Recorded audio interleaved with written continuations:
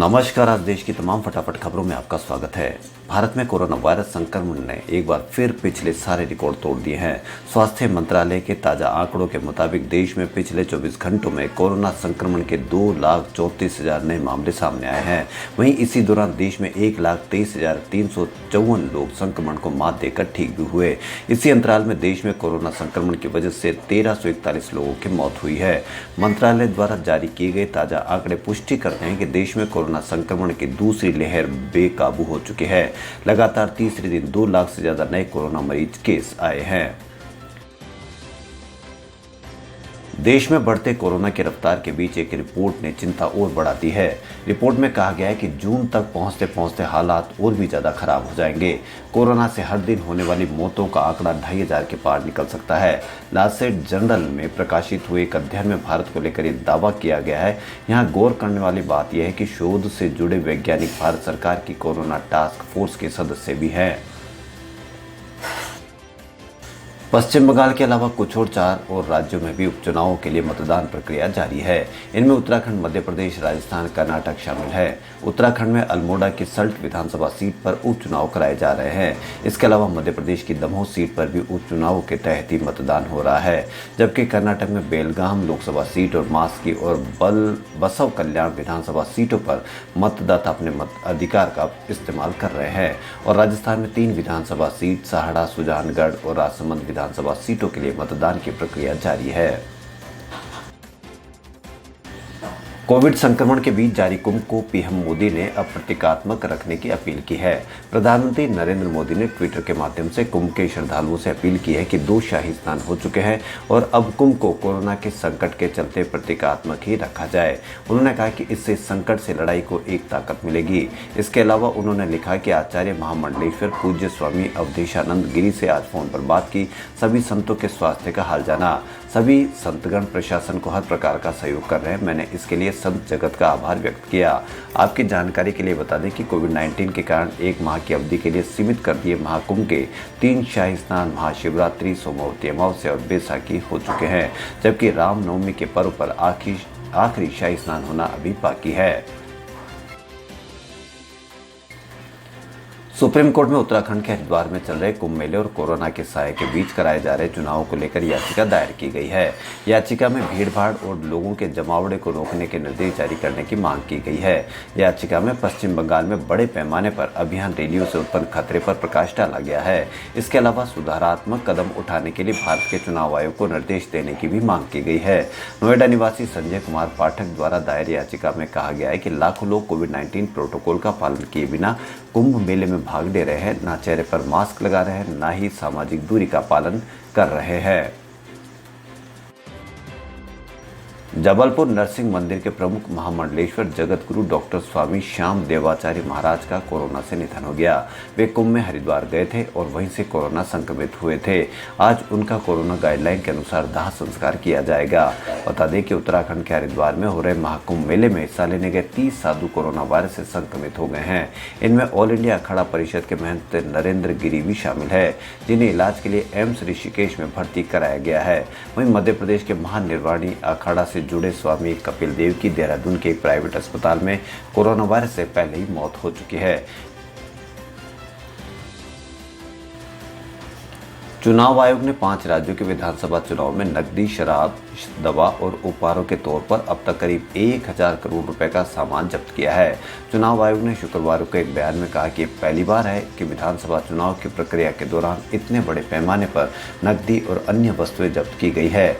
चुनाव आयोग ने कहा कि 16 अप्रैल तक 1,001 करोड़ रुपए की नकदी, शराब और अन्य सामान असम, पुडुचेरी, केरल, पश्चिम बंगाल और तमिलनाडु से जब्त किया गया है। यह 2016 के विधानसभा चुनाव के मुकाबले कहीं ज्यादा है, जब 225 करोड़ रुपए का सामान और नकदी पकड़े गए थे।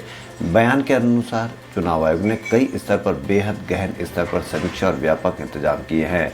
इसमें राज्यों और केंद्र शासित प्रदेशों की पुलिस और प्रवर्तन एजेंसियों को भी शामिल किया गया है।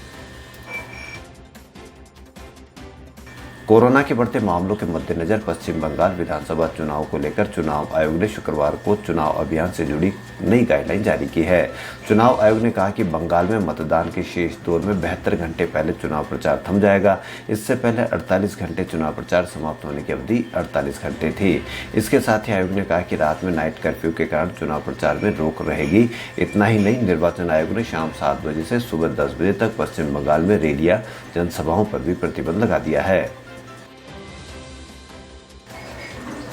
अमेरिका के इंडियानापोलिस में गुरुवार रात हुई फायरिंग में मारे गए 8 लोगों में से कई भारतीय थे। इस घटना में 5 लोग घायल भी हुए हैं। घायलों में एक सिख हरप्रीत सिंह गिल शामिल है। उनकी आंख के पास गोली लगी है और वह अस्पताल में भर्ती है।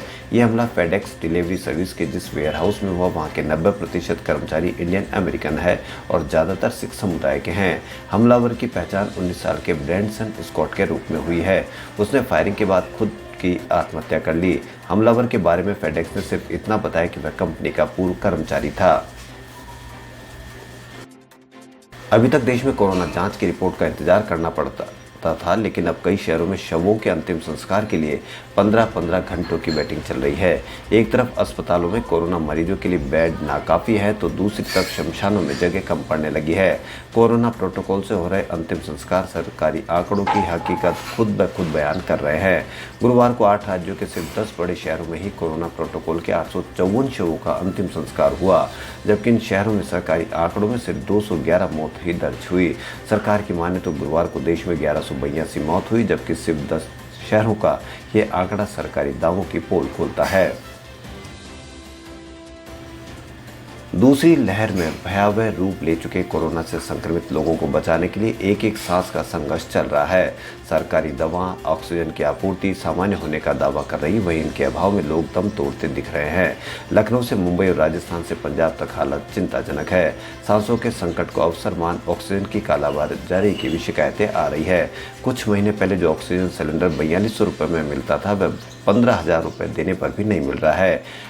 कई जगह तो 25,000 रुपये भी इसके दाम बताए जा रहे हैं। जिंदगी बचाने के समय रुपयों की ऐसी भूख चिंताजनक है। आपदा को अवसर में बदलने वालों पर अंकुश नहीं लगाया गया तो हालात बेकाबू हो जाएंगे। आज वर्ल्ड हीमोफीलिया डे है। हीमोफीलिया यानी वो बीमारी जिससे पीड़ित व्यक्ति को चोट लगने पर खून का थक्का नहीं जम पाता है। ऐसी स्थिति में हल्की सी चोट लगने पर भी ज़्यादा खून बह जाता है। इस वजह से ये बीमारी जानलेवा साबित हो सकती है। हमें जब भी कहीं चोट लगती है तो घाव से खून बहना शुरू हो जाता है। इस बहते खून को रोकने के लिए हमारे शरीर का खुद एक सिस्टम होता है। हमारा शरीर घाव के आसपास खून का थक्का जमा देता है, जिस वजह से घाव से खून बहना बंद हो जाता है। लेकिन हीमोफीलिया से पीड़ित व्यक्ति को घाव लगने की स्थिति में खून का थक्का नहीं जम पाता है, जिससे खून लगातार बहता रहता है। कोरोना के मामले लगातार बढ़ने के बाद राजस्थान सरकार ने वीकेंड लॉकडाउन लगा दिया है। इस वीकेंड कर्फ्यू का नाम दिया गया है, लेकिन पाबंदियां लगभग लॉकडाउन जैसी ही है। शुक्रवार शाम 6 बजे से लेकर सोमवार सुबह 5 बजे तक कर्फ्यू जारी रहेगा। इस दौरान बाजार पूरी तरह बंद रहेंगे। मुख्यमंत्री अशोक गहलोत ने गुरुवार देर रात 11:30 बजे ट्वीट कर शुक्रवार शाम 6 बजे से सोमवार सुबह 5 बजे तक वीकेंड कर्फ्यू लगाने की घोषणा की थी। पिछले साल लॉकडाउन के दौरान हजारों प्रवासी मजदूरों को उनके घर तक पहुंचाकर मसीहा बने सोनू सूद ने इस साल कोविड मरीजों के लिए बेड्स और दवाइयां मुहैया न करा पाने पर लाचारी जाहिर की है। शुक्रवार को उन्होंने सोशल मीडिया पर लिखा, मैंने सुबह से अपना फ़ोन नहीं रखा है। देश भर से हॉस्पिटल बेड्स, दवाओं, इंजेक्शन के लिए हजारों कॉल आ चुके हैं और अब तक मैं उनसे कईयों को यह उपलब्ध नहीं करा पा रहा हूँ। लाचार महसूस कर रहा हूँ। स्थिति डरावनी है। प्लीज़ घर में रहें, मास्क पहनें और खुद को संक्रमण से बचाएं। खबरों फिलहाल इतना ही। यदि आपको हमारा चैनल पसंद आए तो लाइक, सब्सक्राइब और शेयर अवश्य करें। धन्यवाद।